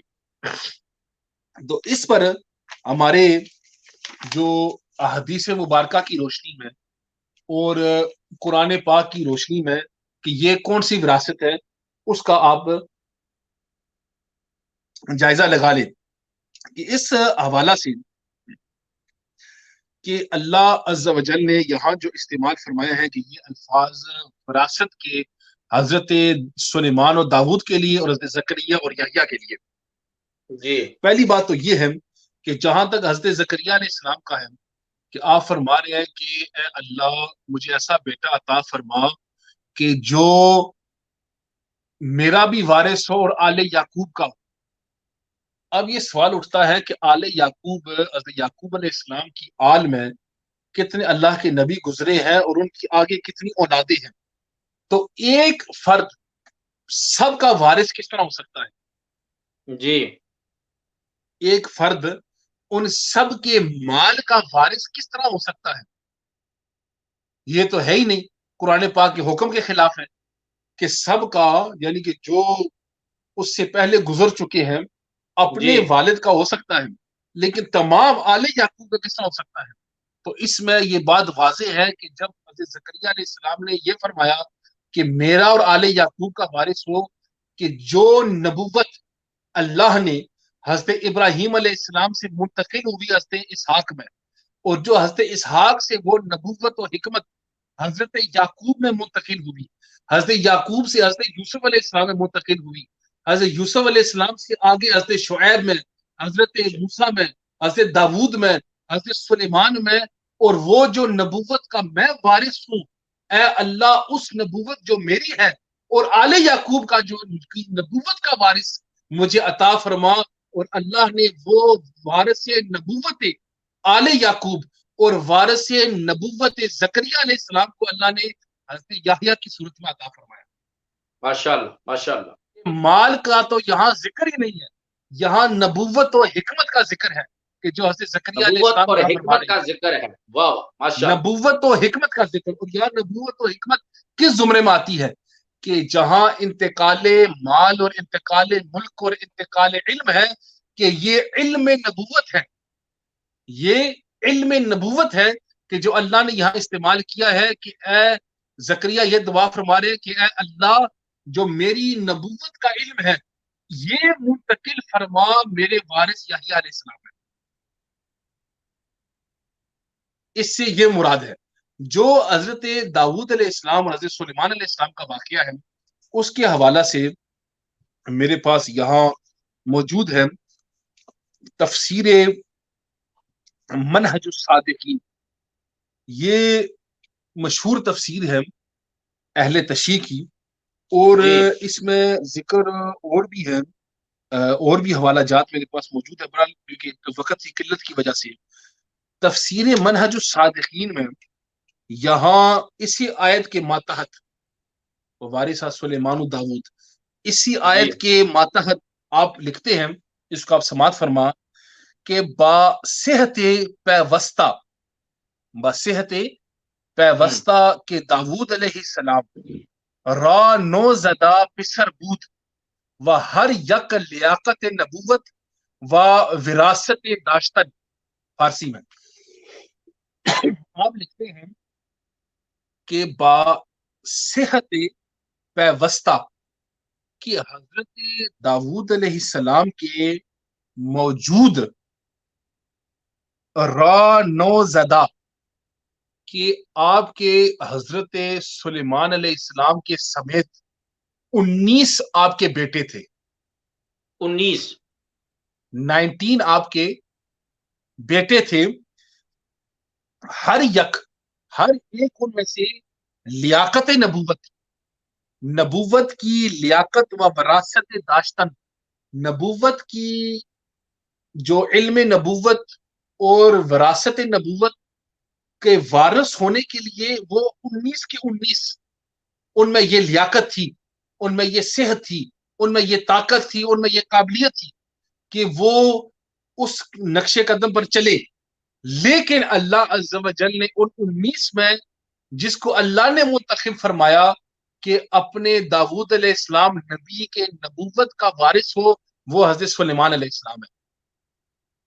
تو اب بات یہ آتی ہے کہ اگر یہاں وارثہ سلیمان سے مراد یہاں ملکیت ہوتی یا کوئی مال و زر ہوتا تو کیا حضرت داؤد علیہ السلام اپنے باقی 18 بیٹوں کو رد کر کے فقط سلیمان علیہ السلام کو وارث بناتے؟ یہ تو قرآن کے احکامات کے خلاف ہے کہ باقی بیٹوں کو یعنی کہ وراثت سے ترک کرو اور ایک ہی کو دو، یہ تو قرآن کے خلاف ہے، احکامات کے خلاف ہے۔ تو یقیناً یہاں مراد وراثت کی مال و زر نہیں تھی، بلکہ یہاں مراد وراثت کی علم نبوت تھی، اور یہ علم نبوت کی جو اللہ نے صلاحیت دیکھی حضرت سلیمان علیہ السلام میں وہ کسی اور میں نہیں تھی۔ لہٰذا اللہ نے قرآن میں فرمایا کہ داؤد کے نبوت کے علم کا جو وارث ہے وہ حضرت سلیمان علیہ السلام ہے۔ ماشاءاللہ ماشاءاللہ۔ تو یہ دونوں آیات جس میں وراثت کا ذکر ہے، یہاں انتقال علم نبوت سے مراد ہے۔ تو قرآن پاک میں بے شمار اور بھی اس طرح کی مثالیں ہیں۔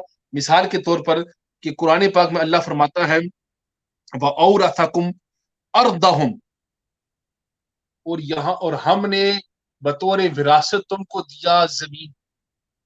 تو یہاں مراد جو اللہ نے اس سے جو کم میں بندے شامل ہیں، تو یہاں جی انتقال مال کا ذکر ہے کہ اللہ نے مال و ملکیت عطا فرمائی ہے۔ اسی طرح اللہ تعالیٰ نے قرآن پاک میں سورہ انبیاء میں اللہ نے فرمایا وَلَقَدْ كَتَبْنَا فِي الزَّبُورِ مِن بَعْدِ الذِّكْرِ أَنَّ الْأَرْضَ يَرِثُهَا عِبَادِيَ الصَّالِحِينَ، کہ اللہ عز و جل نے قرآن پاک میں ارشاد فرمایا کہ اور ہم نے نصیحت والی کتاب یعنی تورات کو بعد ذکری ان الارض یارثها، کہ اس کے بعد لکھ دیا تھا کہ میرے نیکوں کا جو نیک صالحین ہیں ان کے جی لیے ہم نے یہ ملکیت بطور وراثت دیا ان کو، یہ زمین رہنے کے لیے۔ تو یہاں بھی مراد انتقال ملکیت ملک ہے کہ یہ جو جگہ اللہ نے ان کو عطا فرمائی ہے۔ تو انتقال مال کا بھی ذکر ہے قرآن میں، انتقال ملکیت ملک کا بھی ذکر ہے قرآن پاک میں، اور جہاں اس سے مراد یہ ہے کہ ثم اورثنا الکتاب الذین اصطفینا من عبادنا، پھر ہم نے ان لوگوں کو کتاب کا وارث ٹھہرایا جن کو اپنے بندوں میں سے برگزیدہ سمجھا۔ کہ اللہ فرما رہے یہاں قرآن پاک میں ثم اورثنا الکتاب، اور پھر ہم نے بطور وراثت کتاب دی۔ تو کیا کتاب ہی بطور ایک کتاب ہی وراثت، یہ کیا ہے؟ مال ہے، ملک ہے، کیا ہے یہ؟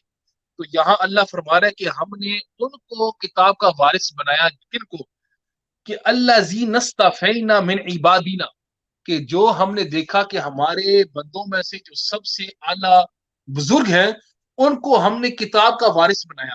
تو یہاں کتاب سے مراد علم ہے۔ تو قرآن پاک میں اللہ نے آیات میں کتاب سے مراد علم ہے، وراثت مال کا بھی ذکر ہے، وراثت ملک کا بھی ذکر ہے، وراثت علم کا بھی ذکر ہے، اور جہاں اللہ کے نبیوں کا ذکر آیا ہے وراثت کے ساتھ، وہ وراثت علم نبوت مراد ہے، کوئی اور وراثت نہیں ہے۔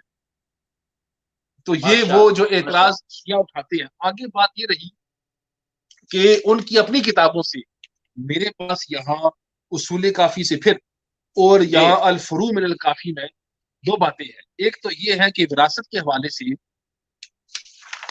آپ یہاں اصول کافی میں لکھا ہے، یہ میں اصول کافی یہاں میرے سامنے موجود ہے، وراثت کے حوالے سے یہاں آپ نے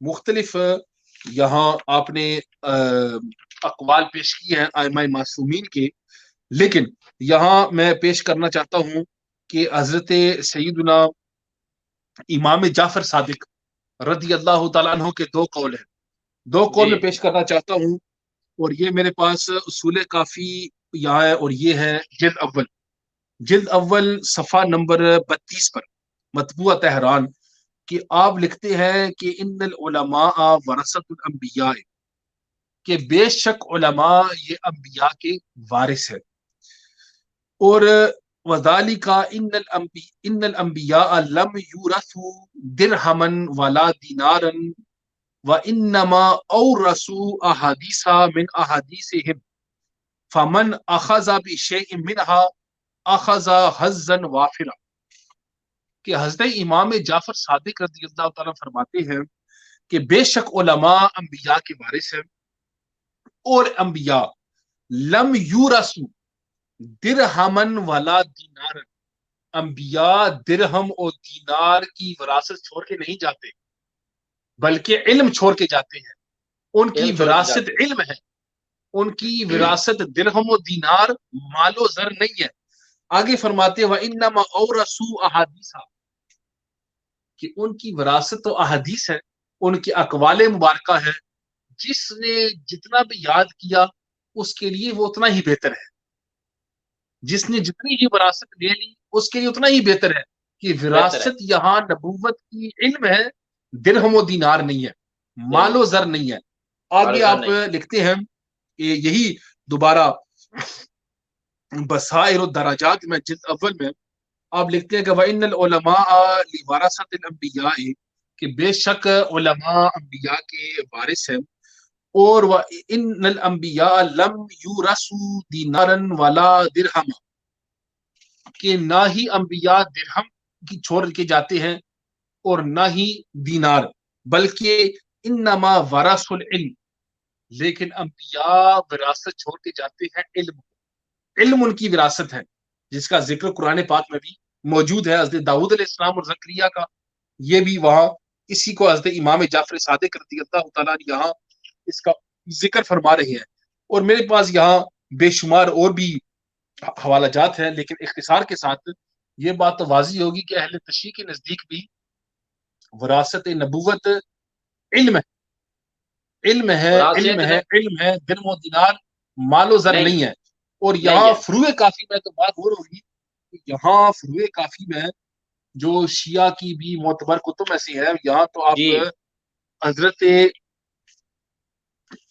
امام باقر حضرت سیدنا عن ابی جعفر حضرت امام باقر رضی اللہ تعالیٰ عنہ کا قول پیش کرتے ہیں کہ اور باب بھی کیا ہے، باب ان النساء لا یرثن من الآخر شیئا، النساء لا یرثن من الارض ولا من الآخر شیئا کہ جو نساء ہیں، عورتیں ہیں، نہ ہی وہ زمین کے وارث ہیں نہ ہی وہ جائیداد کے وارث ہیں۔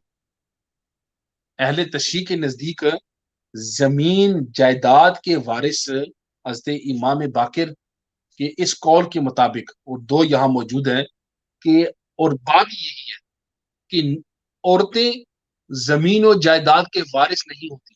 تو سوال یہ ہے کہ جب عورتیں زمین و جائیداد کے وارث نہیں ہوتے تو پھر یہ تم کیوں کہہ رہے ہو کہ سیدہ خاتون جنت فدق کی وراثت کے لیے گئی تھی اور ان کا حق چھینا گیا؟ تو یہ تو خود آپس میں تضاد ہے، لہٰذا آپس میں یہ بھی بات ان کی بالکل درست نہیں ہے۔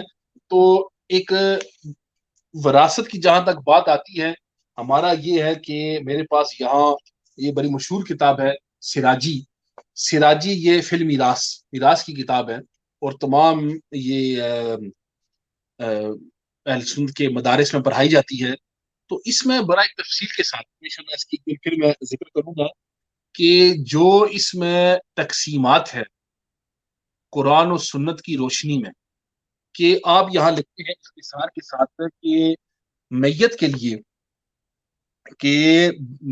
لیے کہ اس کے حقوق ہے اربعۃ، کہ جو کچھ وہ چھوڑ کے جاتا ہے، کہ اس چھوڑنے میں جو مال وہ چھوڑ کے گیا ہے جس کو ہم وراثت سمجھتے ہیں، کہ اس میں پہلے کیا حقوق چار ہے، پہلے چار حقوق ہیں۔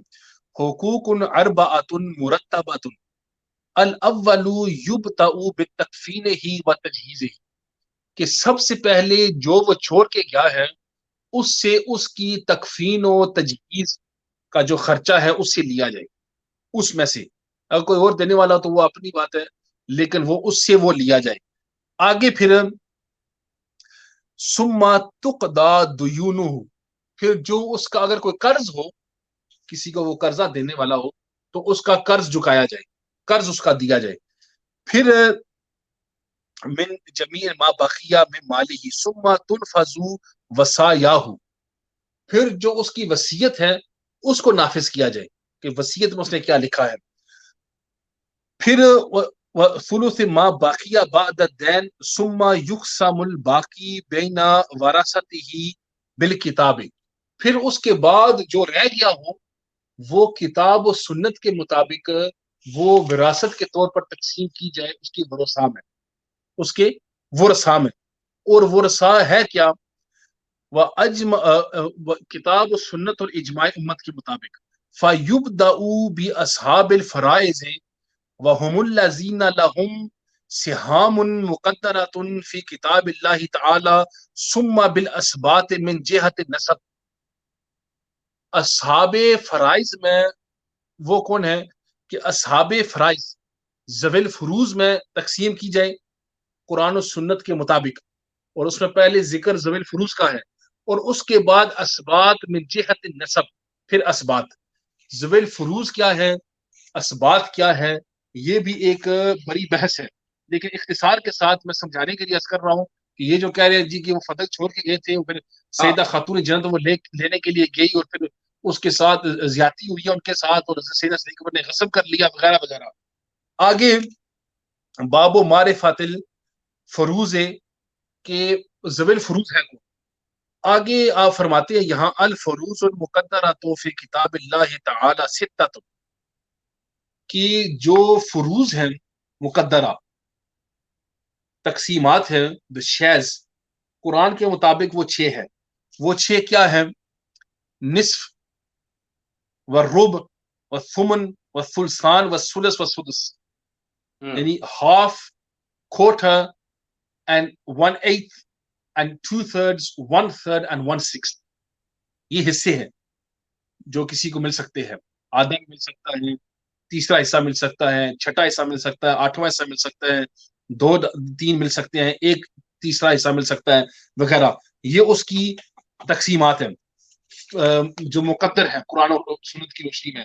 آگے آپ لکھتے ہیں یہاں کہ پھر اعلیٰ تضعیف و تنصیف, یہ ڈبل بھی ہو سکتے ہیں, آدھے بھی ہو سکتے ہیں جو حصے ہیں. پھر آگے کہ وہ اصحاب هذه السهام 12 نفرا, اور جو ذوی الفروز ہے وہ ہے 12 فرد. 12 فرد میں سے 4 من الرجال, 4 ان میں سے مرد ہیں اور 8 باقی عورتیں ہیں. ٹھیک ہے, کہ جن کو یہ ذوی الفروز میں سے ان کو پہلا جو تقسیم ہے ان ذوی الفروز میں سے ان 12 کو دی جاتی ہے. ان میں سے جو 4 مرد ہیں اب ہیں والد, جد صحیح ہے, جد صحیح یعنی کہ دادا, پھر آگے اخ الام بھائی, پھر زوج خاوند.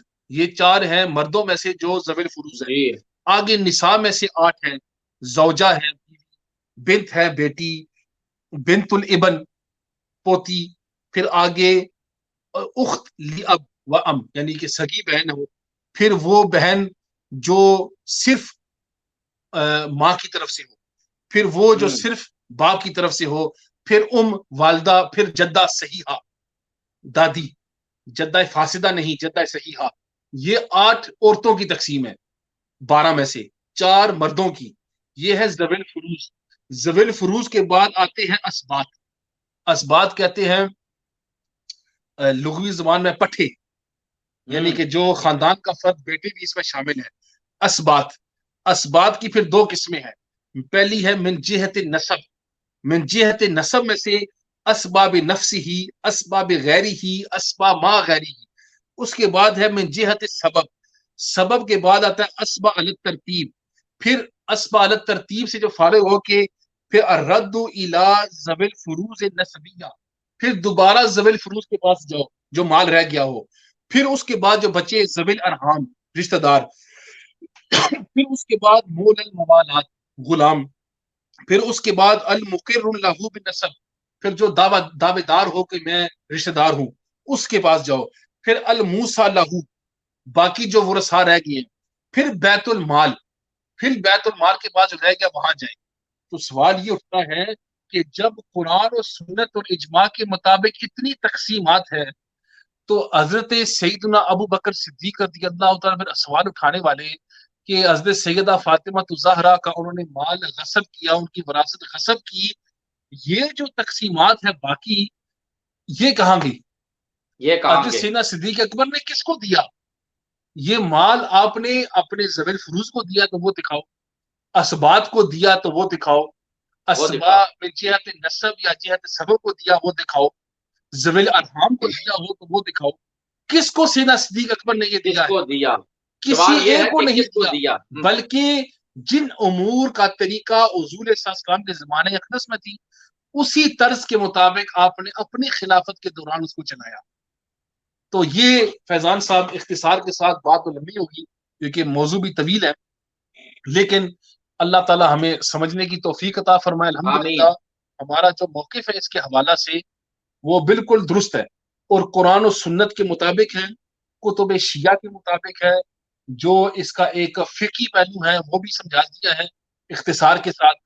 تو اللہ تعالیٰ ہمیں اس پر عمل کرنے کی توفیق عطا فرمائے. آمین دوران گفتگو اگر مجھ سے کوئی غلطی سرزد ہوئی ہے تو اللہ اپنے حبیب کے صدقے سے معاف فرمائے، ہمیشہ حق بولنے کی اور سمجھنے کی توفیق عطا فرمائے.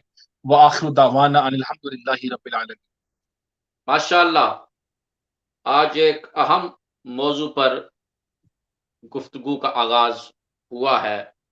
الحمدللہ یہ گفتگو جاری و ساری ہے. کل اسی موضوع پر مزید گفتگو ہوگی اور سوال و جواب بھی ہوں گے.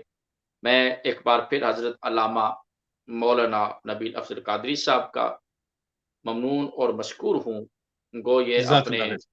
مدرسے اور مسجد میں بہت ہی مصروف ہیں. المدینہ جو عظیم انسٹیٹیوٹ ہے شہر کومنٹری میں، وہاں یہ مصروف ہے، لیکن انہوں نے وقت نکال کر ہماری اس بزم میں تشریف لائے ہیں. کل انشاءاللہ اسی ٹائم اور میزبان محمد فیضان عرفانی کے ساتھ آپ پھر شامل ہوں گے، اور کل انشاءاللہ ہم باغ فدق کے حوالے سے مزید گفتگو حضرت علامہ نبیل افضل صاحب ارشاد فرمائیں گے. اپنے میزبان محمد فیضان عرفانی کو اجازت دیجیے. السلام علیکم ورحمۃ اللہ وبرکاتہ.